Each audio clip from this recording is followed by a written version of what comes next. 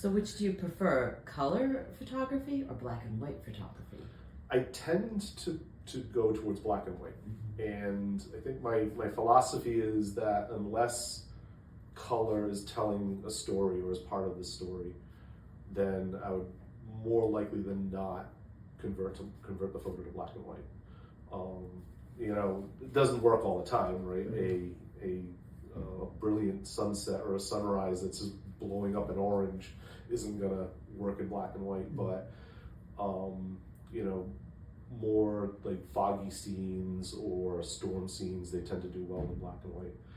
It's actually why I started to shoot in infrared photography. I have a camera that's been converted for infrared, and I did that with a specific goal or thought in mind that I am going to convert those to black and white, and they become punchier, higher contrast photos. Very cool. Do you want to talk about the piece behind you? Sure. So this was this is one of my first street photography, not my first, but for street photography, I tend to go to New York City. If you Google best street photography cities in the world, New York is always 1, 2, or 3. So I'm very lucky to have easy access, a quick train ride down, and I try to spend 4 or 5 days a year down there shooting street. This was taken at the Oculus in New York, so it's right across from the World Trade Center Memorial, and it is a place where people congregate. But what also happens is the light just bounces off the buildings. There's lots of glass buildings around it. So at around 3 in the afternoon, the light starts hitting there and bouncing into that space, and it's all white. So it then just starts to bounce around in there, so the light can be unbelievable.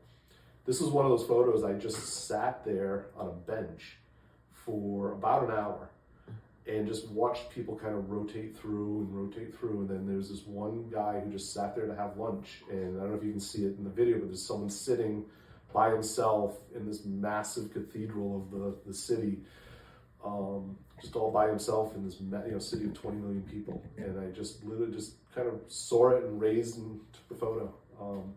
This one, I think the 2020 photography show, this won Best in Show.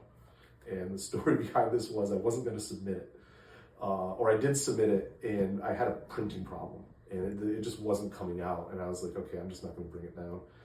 And someone called me from the gallery, and I forgot who it was, and they were like, you should really get this photo down here. So I called John Pataki. I said, can you print this for me and help me out with it? And then he goes, okay, he printed it, and then I tried to frame it myself. That was not the best framing work in the world, but we did get it in, and it ended up winning Best in Show. Yeah, it's fantastic and very interesting to look at. Yeah, thank you.